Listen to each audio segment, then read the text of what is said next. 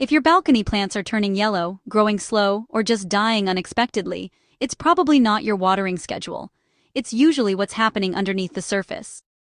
When I first started gardening in small spaces, I killed dozens of plants because I treated my containers like a regular backyard garden.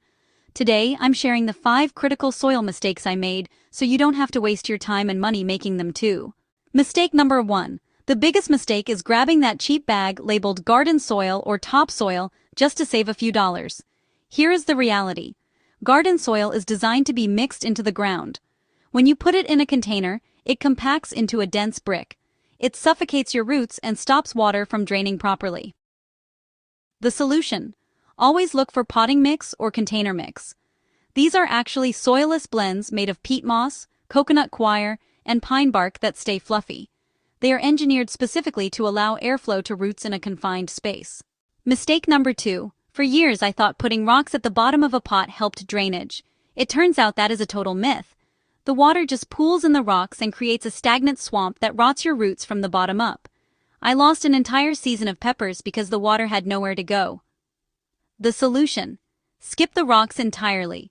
Fill your pot with high-quality potting mix all the way to the bottom. Ensure your pot has unobstructed holes. If you are worried about soil falling out, just place a single coffee filter or a piece of paper towel over the hole before filling it.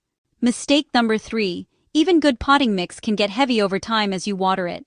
I used to wonder why my plants looked sad halfway through summer. The soil had collapsed and the roots were choking. I didn't realize I needed to add extra grit to keep the structure open. The solution: add perlite or vermiculite to your mix.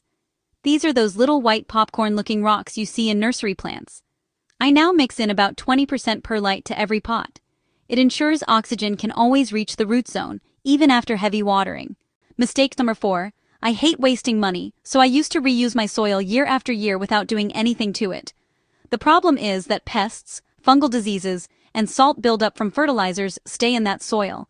I once transferred a blight disease to my new tomatoes because I was too cheap to buy fresh mix. The solution: refresh your soil. I dump my old soil into a large bin, remove the old root balls, and mix it with 50% fresh compost and new potting mix.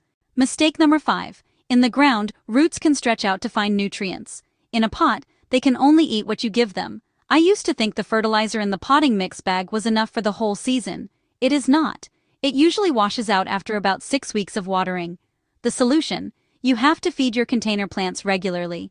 I recommend a slow-release granular fertilizer mixed in at planting, followed by a liquid organic fertilizer every 2 weeks once the plants start setting fruit. This keeps them fueled up in their limited space. Gardening on a balcony is different from gardening in a yard, but it is incredibly rewarding when you get the foundation right. Remember to use fluffy potting mix, ensure drainage without rocks, add perlite for air, refresh your old soil, and feed your plants consistently. If you want to turn your small space into a food-producing oasis, hit that like button so I know to make more videos like this. Subscribe to join our growing community, and leave a comment below saying, "Soil success," if you made it to the end. See you in the next video.